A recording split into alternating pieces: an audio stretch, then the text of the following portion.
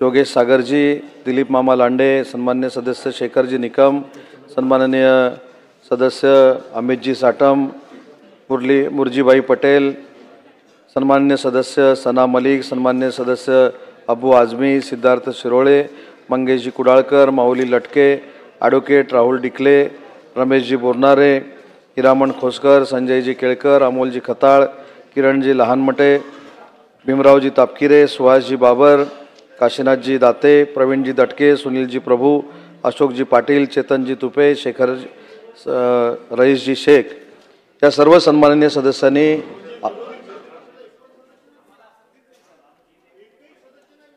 आहेत ना, सुनील प्रभू आहेत, वाचलं ना.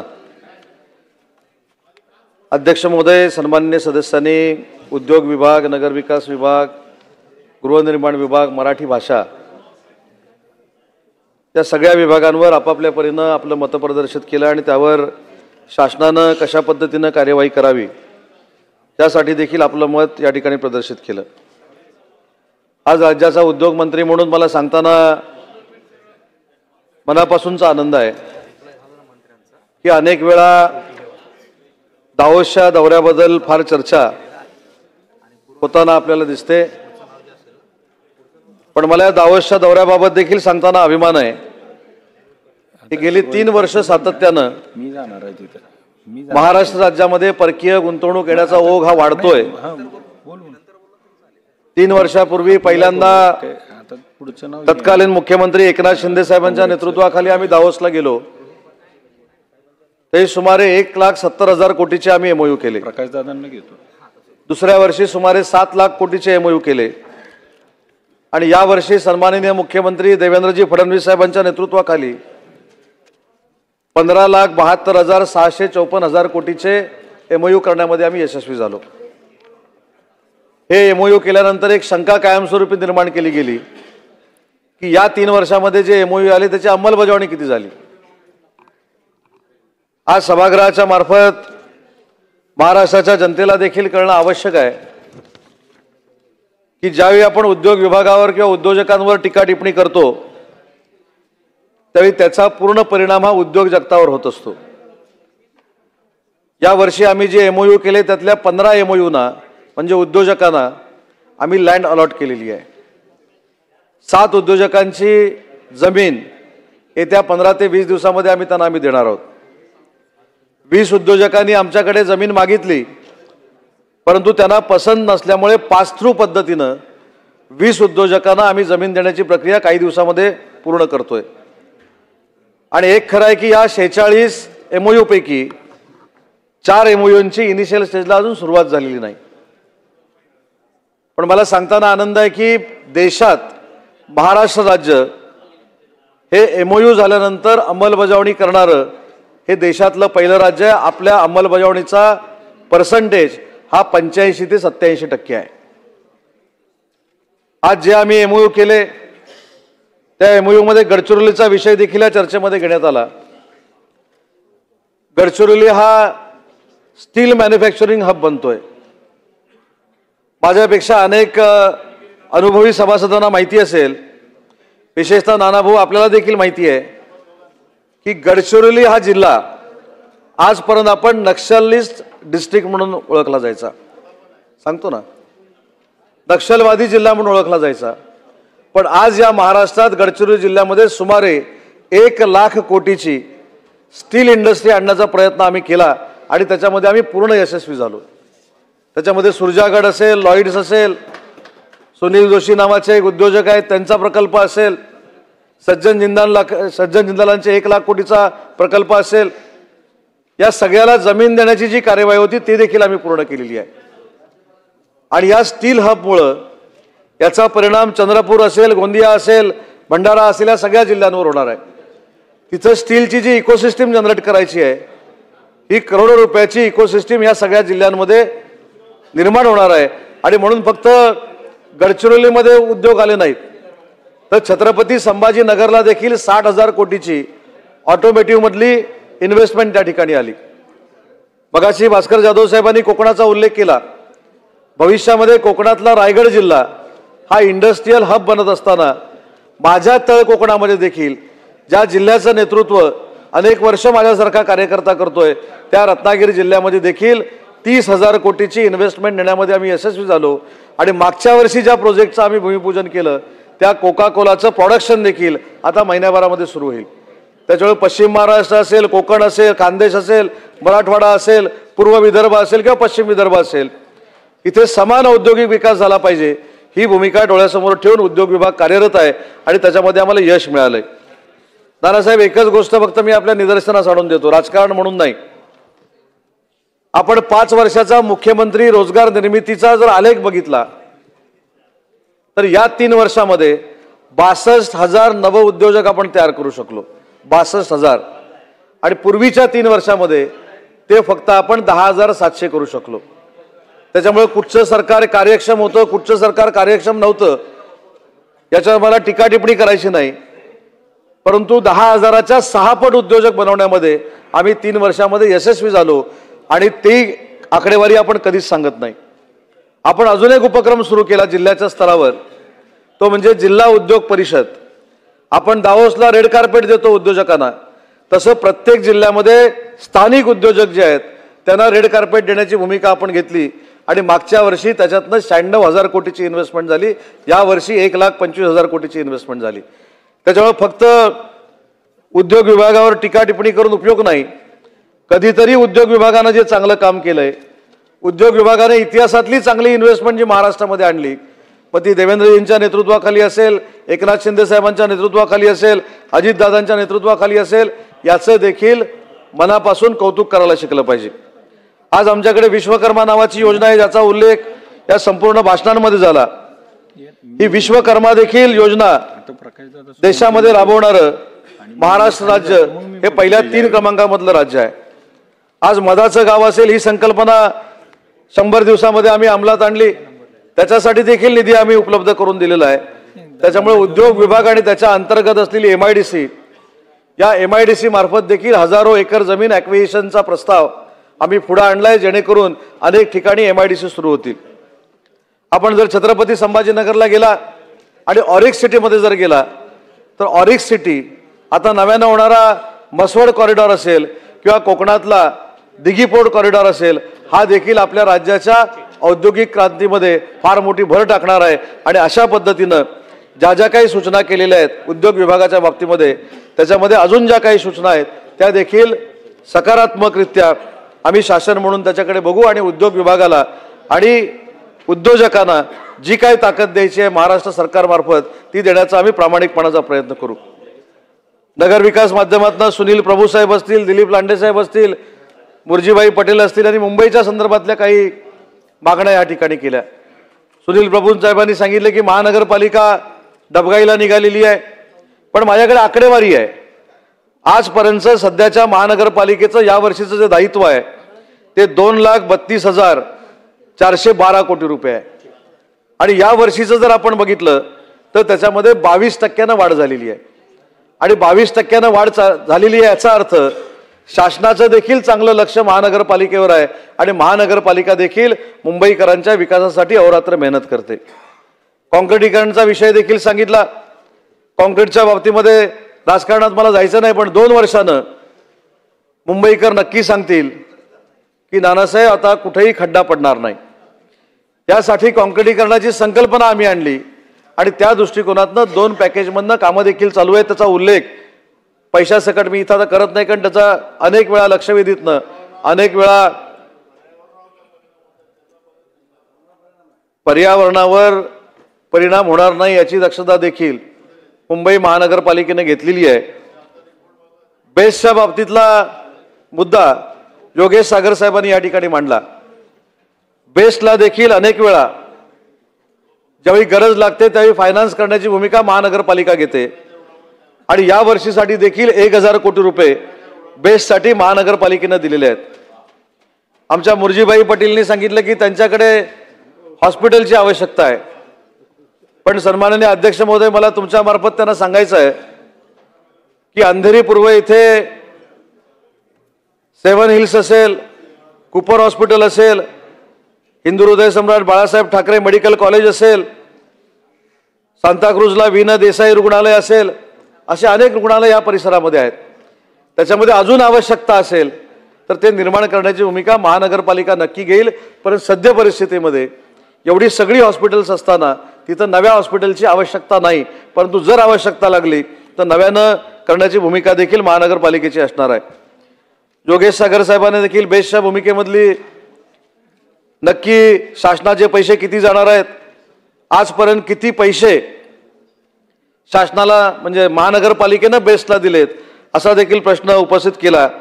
तर 11,405 कोटी रुपये आजपर्यंत मुंबई महानगरपालिकेनं बेस्टच्या संपूर्ण यंत्रणेसाठी दिलेले आहेत.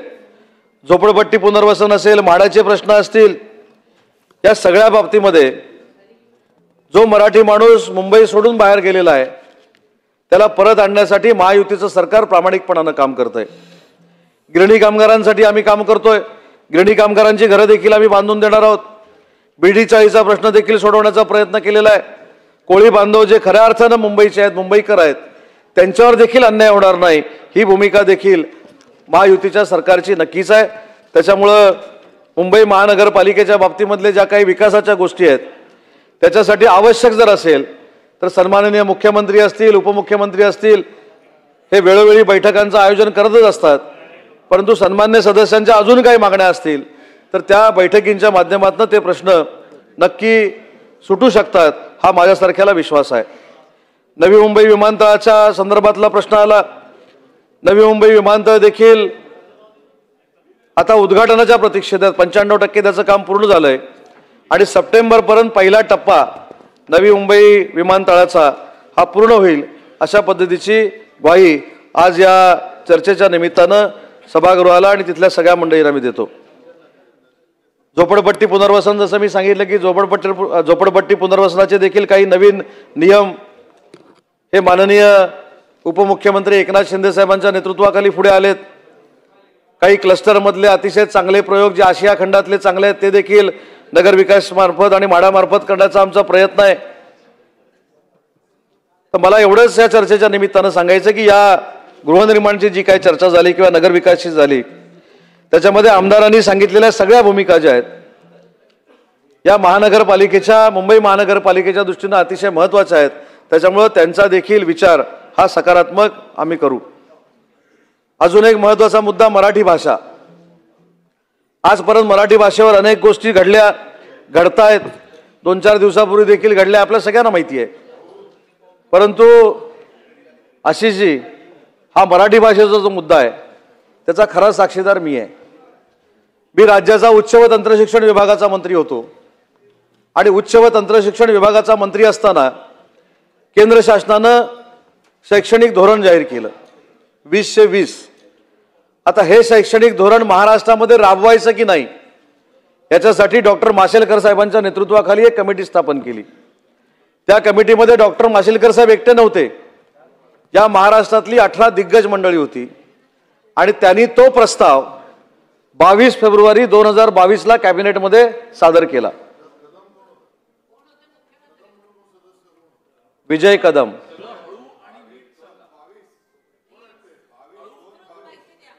मी हळूहळूच सांगतोय पण हळूहळू सांगताना मला डिस्टर्ब करू नका, सगळं सांगतो.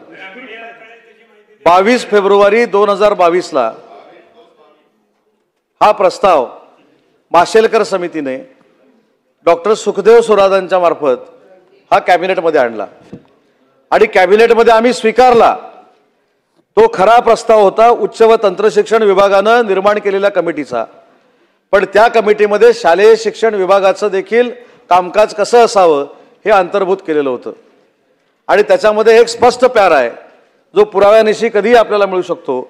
त्याच्यामध्ये स्पष्ट असं लिहिलेलं आहे की मराठी भाषा, इंग्रजी भाषा आणि हिंदी भाषा ही 1ली ते 12वीच्या विद्यार्थ्यांना आलीच पाहिजे आणि म्हणून मराठी आणि इंग्रजी बरोबर हिंदी ही सक्तीची झालीच पाहिजे असं त्या स्पष्ट अहवालामध्ये लिहिलेलं आहे. तो आज अहवाल जरी पाहिजे असेल तरी तो माझ्याकडे अहवाल आहे. परंतु त्याच्यानंतर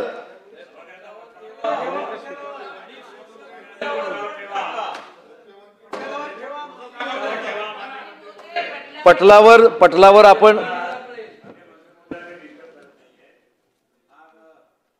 करंट इश्यू आहेत आणि फार त्या हॉट इश्यू आहेत.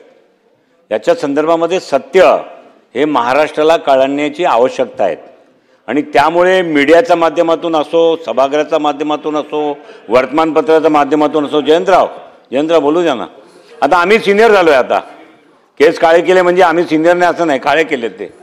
त्यामुळे अध्यक्ष महाराज हा अहवाल माननीय मंत्री महोदयांनी सभागृहाचा पटलावर ठेवणे गरजेचे आहे, जेणेकरून महाराष्ट्राचा कानाकोपऱ्यापर्यंत लोकांना सत्य ती माहिती मिळेल. माझी विनंती आहे आपण मंत्री महोदयांना तशी निर्देश द्यावे किंवा मंत्री महोदयांनी तशी घोषणा करावी. मंत्री महोदय.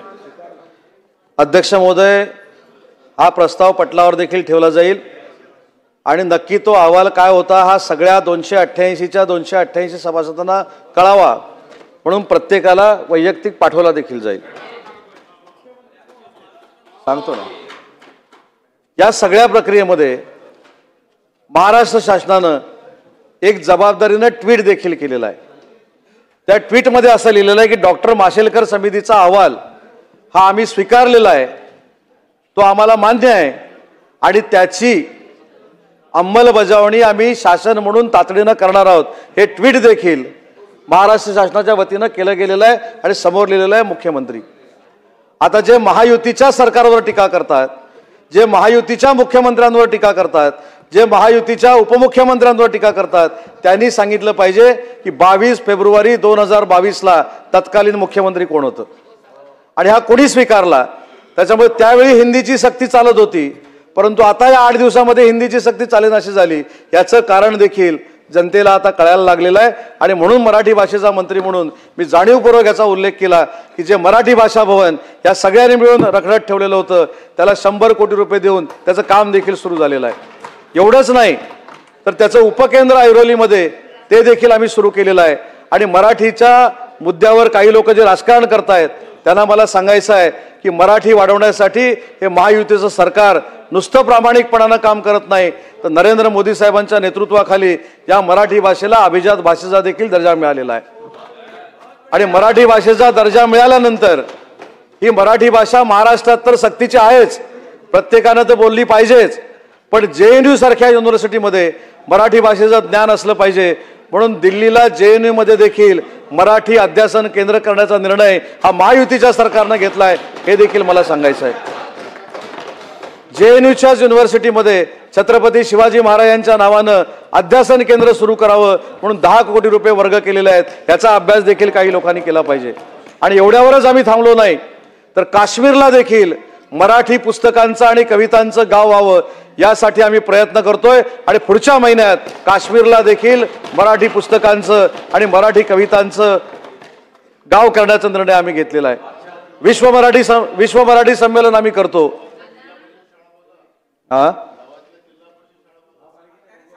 नाना भाऊ मला माहिती आहे काही गोष्टी तुम्हाला सहन होत नाहीत, त्याच्यामुळे हे सगळं चाललंय. पण माझी विनंती आहे की मराठीवर राजकारण करणाऱ्यांना हे देखील सांगा की मराठी भाषेच्या शाळेमध्ये कोण शिकलं आणि मराठी भाषेच्या इंग्रजी भाषेच्या शाळेमध्ये कोण शिकलं याच्यावर मी चर्चा करणार नाही. पण मला जर विचारलं तर मी मात्र ठामपणानं सांगू शकतो की राज्याचा उद्योग मंत्री जरी असलो तरी जिल्हा परिषदेच्या शाळेमध्ये शिकलो, त्याच्यामुळे माझ्यावर इंग्रजी म्हणून टीका करण्याचा कोणाला अधिकार नाही. आणि नुसती भाषा ही मराठीपुरती मर्यादित राहावी किंवा महाराष्ट्रापुरती मर्यादित राहावी म्हणून आम्ही प्रयत्न सुरू केले नाहीत. तर जगाच्या पातळीवर 74 देशामध्ये मराठी बोलली जाते, मराठी भाषिक आहेत. आमची आजपर्यंत फक्त 17 बृहन मराठी मंडळ आहेत, पण पुढच्या वर्षभरामध्ये जगाच्या पातळीवर 74च्या 74 ठिकाणी जगभरामध्ये बृहन मराठी मंडळ करण्याचा निर्णय आम्ही घेतला आहे. हे खऱ्या अर्थानं मराठीसाठीचं काम आहे. साहित्यिकांना जे पाहिजे होतं देण्याचं काम आम्ही केलं. यशवंतराव चव्हाण साहेबांनी एक अनुवाद समिती केली होती, त्याच्यानंतर अनेक साहित्यिकांनी मागणी केली परंतु ती परत निर्माण होऊ शकली नाही. मराठी भाषेच्या उन्नतीसाठी, मराठी भाषा आहे त्याच्यापेक्षा अजून जगामध्ये पोहोचण्यासाठी मराठी अनुदान मंडळ देखील निर्माण करण्याचा निर्णय मराठी भाषेनं घेतलाय. हे देखील मराठीसाठी भांडणाऱ्यांना कळलं पाहिजे आणि म्हणून मराठी आमची देखील मायबोली आहे. मराठी आमची देखील मातृभाषा आहे. महाराष्ट्रातल्या प्रत्येकानं मराठी बोलली पाहिजे ही भूमिका आहे. पण मला एक मंत्री म्हणून सांगायचं आहे की हिंदी महायुतीच्या सरकारनं कधीही सक्तीची केलेली नव्हती, कधी अनिवार्य केलेली नव्हती, परंतु याचं सगळं राजकारण करण्यात आलं हे देखील मला इथं नमूद केलं पाहिजे. आणि म्हणून मराठी भाषेच्या निमित्तानं मी एवढंच या ठिकाणी सांगेन की मराठी भाषेचा मंत्री म्हणून जे आम्हाला बजेट मागच्या वर्षीपर्यंत मिळत होतं त्याच्यामध्ये देखील आता दाम दुप्पट वाढ झालेली आहे. आणि अजून कोणाला जर माहिती नसेल तर अजून एक मुद्दा सांगतो की मराठी बरोबर प्राकृतला देखील अभिजात भाषेचा दर्जा मिळालेला आहे. प्राकृतला देखील, जी प्राकृत ही देखील मराठी म्हणजे महाराष्ट्राचीच आहे. आणि म्हणून ज्यावेळी आम्ही केंद्र शासनाला विनंती केली की मराठी भाषेच्या उद्धारासाठी, कल्याणासाठी तुम्ही ज्यावेळी आम्हाला पैसे देणार आहेत ते प्राकृतसाठी देखील आम्हाला पैसे द्यावे आणि ते देखील केंद्र शासनानं मान्य केलं. ही देखील नोंद काही लोकांनी घेतली पाहिजे. आणि म्हणून 293 वर जी काही चर्चा झाली ते माझ्या विभागाचे खुलासे मी या ठिकाणी केलेले आहेत.